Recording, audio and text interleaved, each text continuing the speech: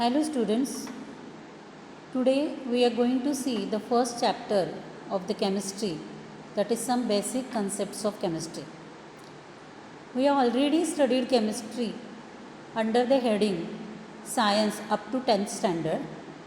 Now from 11th onward you are having the separate branch, that is the chemistry, and in that first chapter is some basic concepts of chemistry.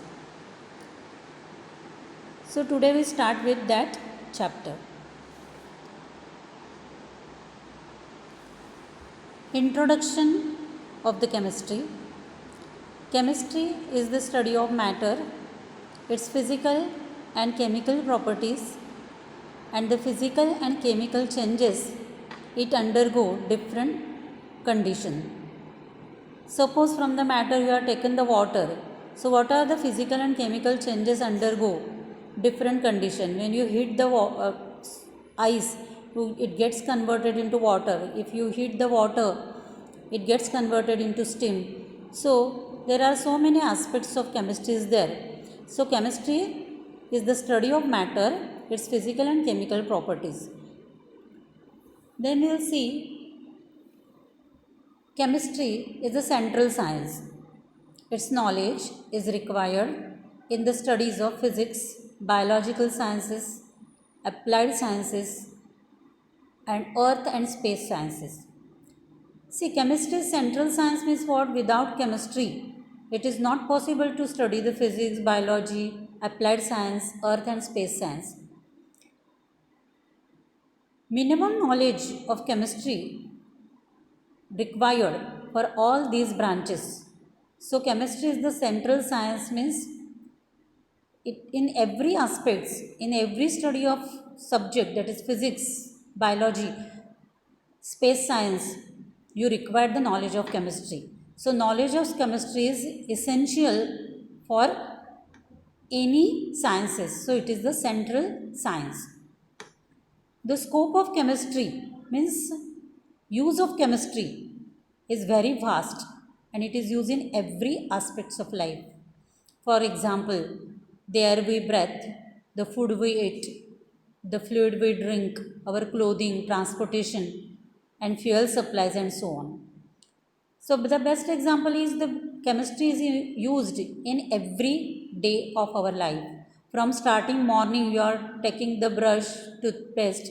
So, from that up to last, you are drinking water, you are eating the food, your clothing, transportation. For each and every term, it is required the chemistry. Without chemistry, it is not possible. So, the scope of chemistry is very vast. You are using chemistry in everyday life. You are using soap, you are using oil. All these require the chemistry. It is made up of some chemicals. Then nature of chemistry. Chemistry is traditionally classified further into 5 branches: organic, inorganic, physical, bio, and analytical. Organic chemistry is the study of properties and reactions of compounds of carbon. You must heard the name benzene compound. So benzene is having the formula C6H6. So this is the carbon compound. So this comes under the organic chemistry. You are studying the benzene, its physical and chemical property, reactions of benzene, all under the organic chemistry. Inorganic chemistry is the study of all substances which are not organic.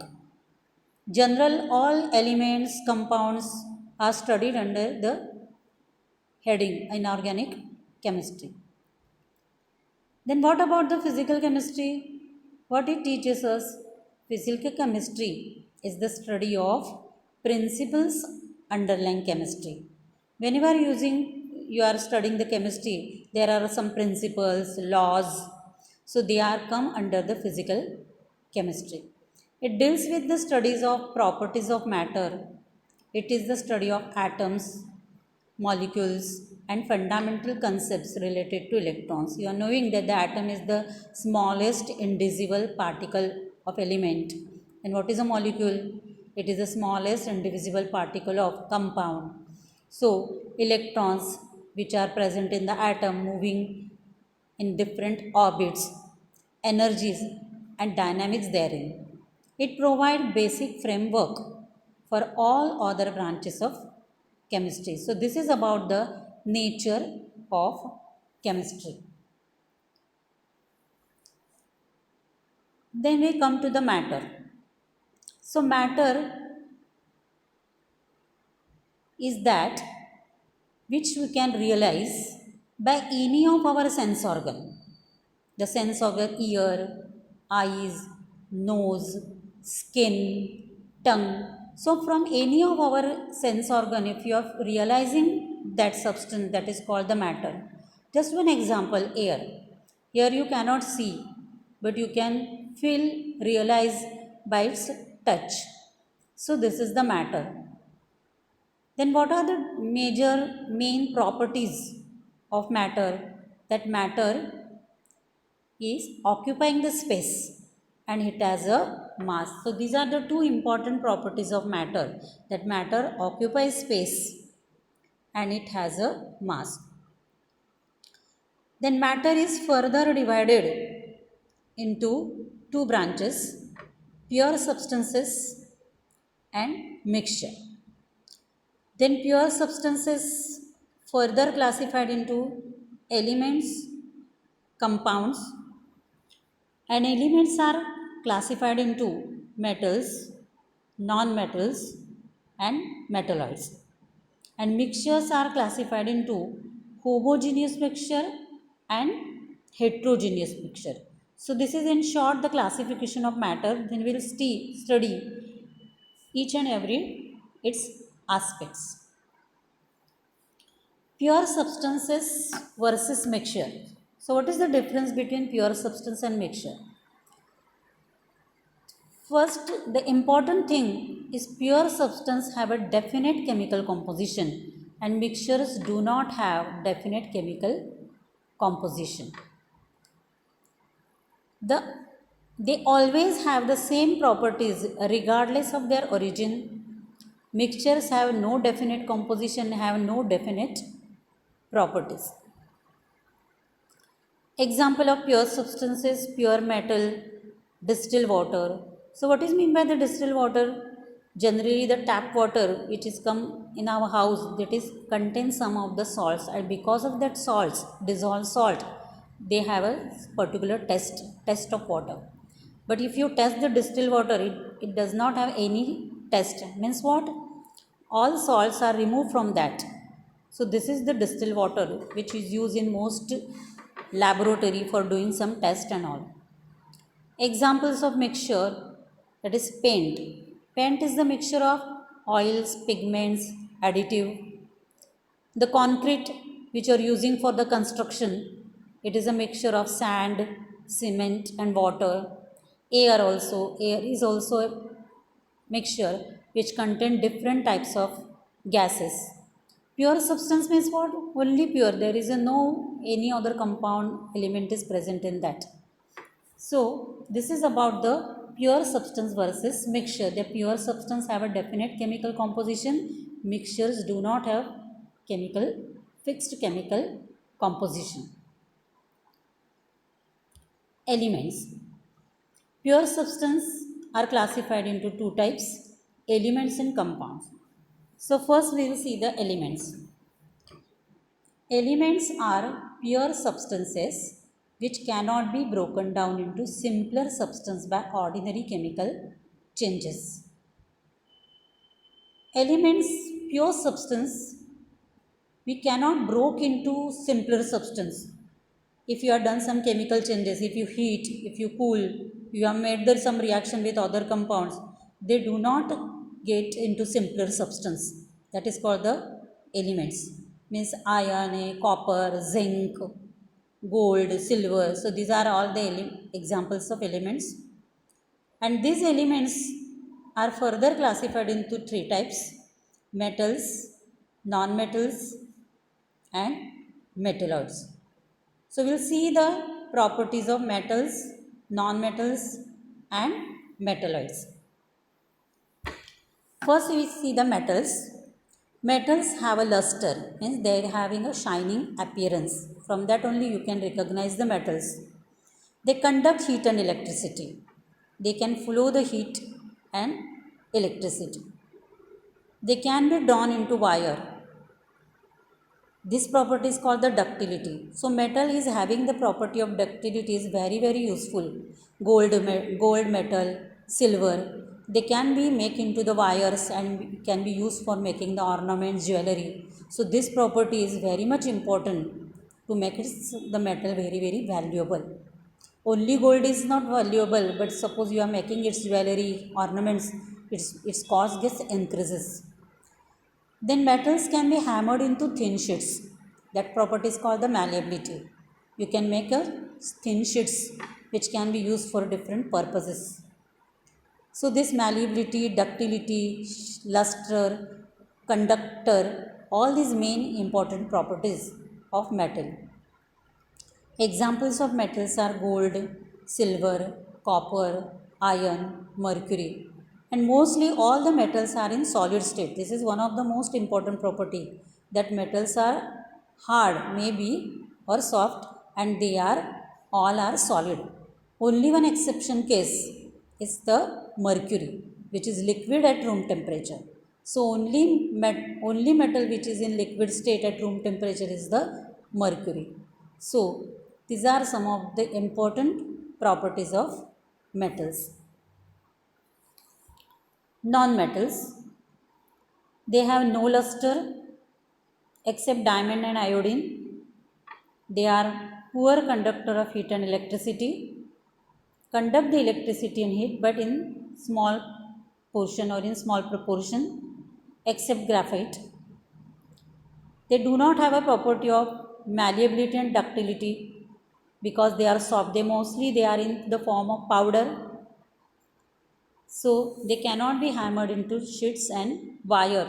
So they do not have a property of malleability and ductility because they are brittle.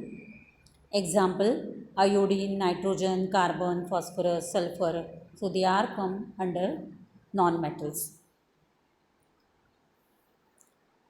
Metalloids. Some elements have properties intermediate between metals and non-metals and are called metalloids or semi-metals. They are having, metalloids are having some properties of metals and some properties of non-metals. So they are called the metalloids.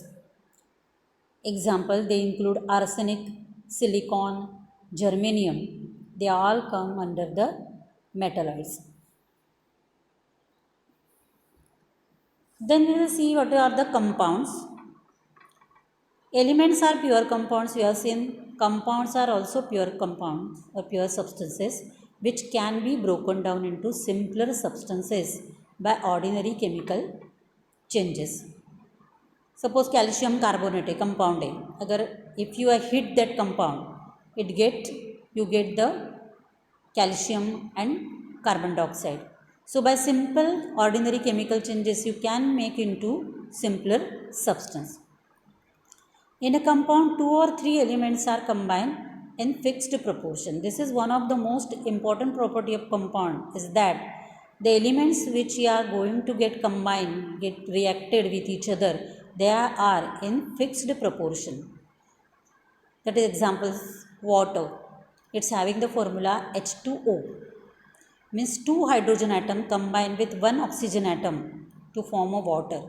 You cannot take in any absurd manner quantity. You have to take measured quantity, that is 2 part oxygen, 2 part hydrogen and 1 part oxygen.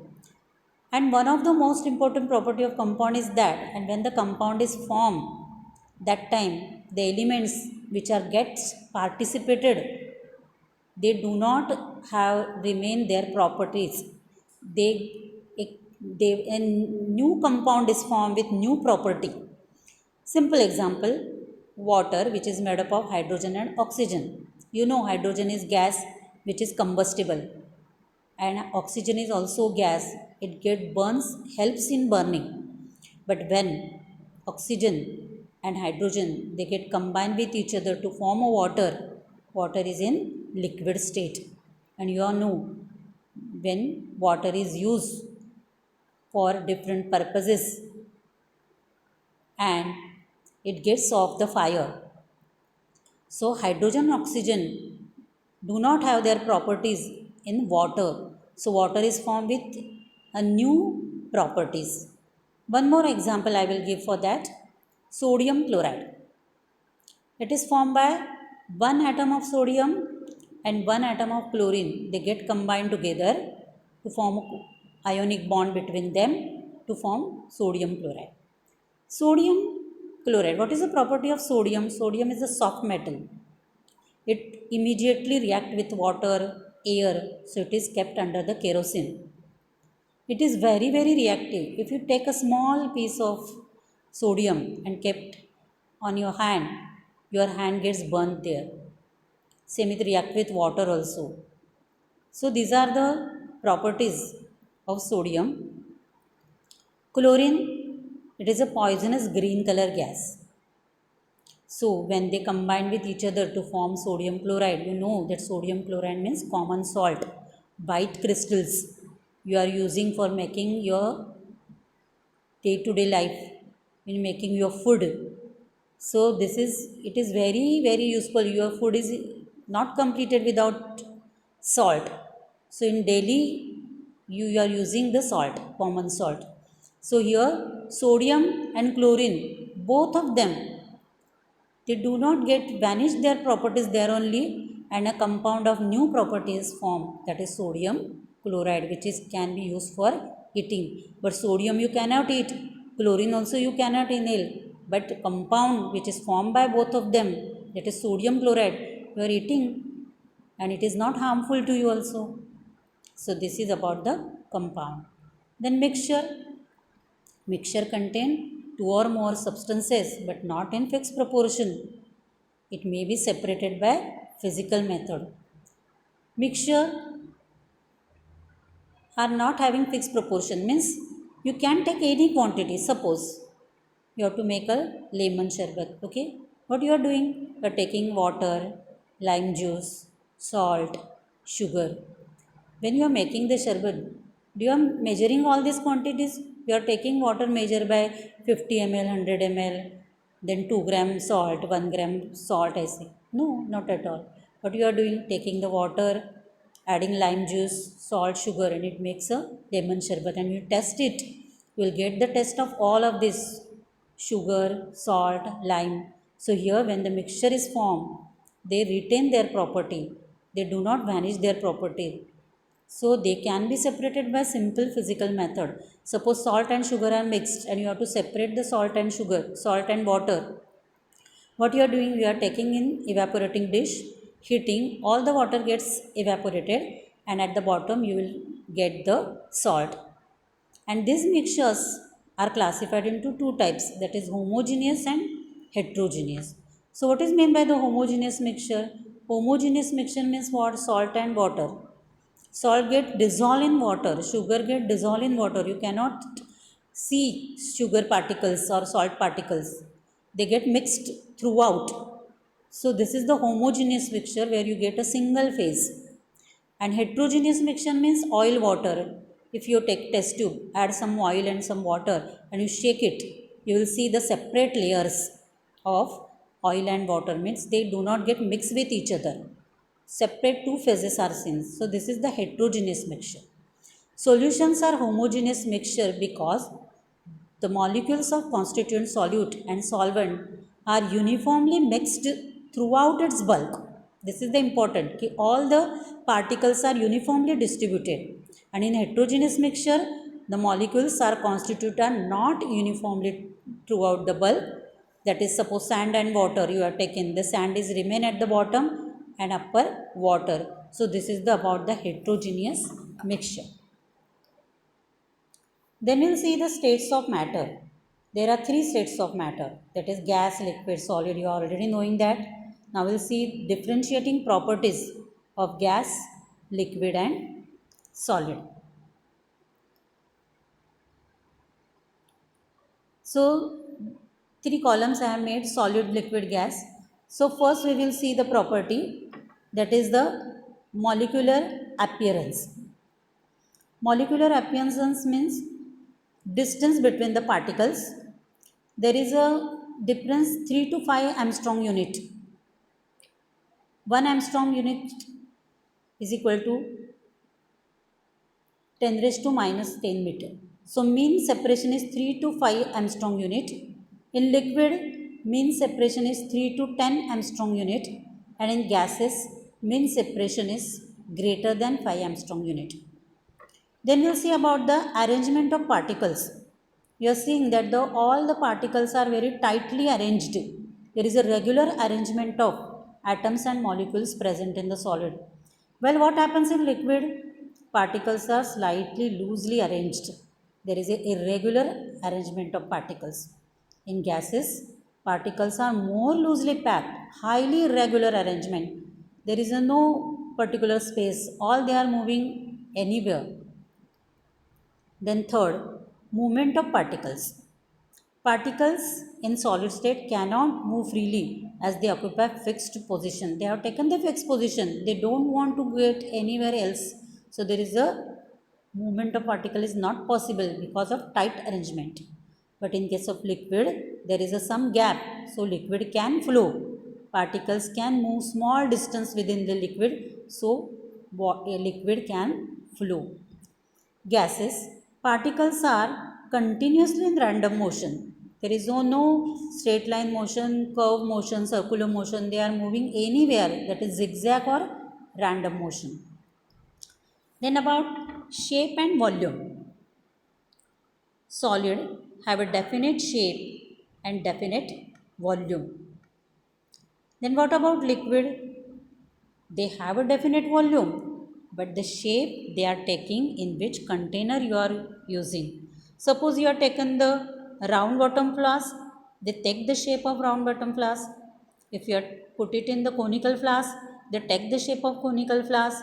If you put it in the test tube, they take the shape of test tube. So there is no particular shape of liquid. In which container you are adding, that shape it get, but definite volume.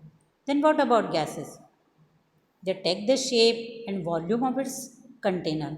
It has no definite volume and not definite shape. In which container you are getting that gas shape and volume, you are getting that particular shape. The intermolecular space. Very small intermolecular space. Distance between the particle is very, very less. While in liquid, there is a moderate intermolecular space. There is some space between it, loosely arrangement. While in gaseous state, there is a large intermolecular space. Then we'll see the effect of small change in temperature. In case of solid, suppose you have changed the temperature, volume change is very small. There is not much more change in the volume. In case of liquid, there is a moderate effect on volume change. And in gaseous state, volume changes significantly high with change in temperature. And the last factor, that is the compression or expansion. In solid, as there is a pack arrangement, tight arrangement, compressibility is not possible for solid. And in case of liquid, if it is possible, it is very in small quantity. And in gaseous state, they are compressible. Gas can be compressed and get into the liquid. In LPG gas cylinder, you are putting the gas in container in the gas cylinder, and when you release the pressure, it gets again converted into gaseous state, and through the pipe it comes to the burner. So these are the main points of differentiating between solid, liquid and gas, that is the three states of matter. It is very important topic. So today we have completed up to this, that is the states of matter. In the next lecture we will see the remaining other part. Thank you.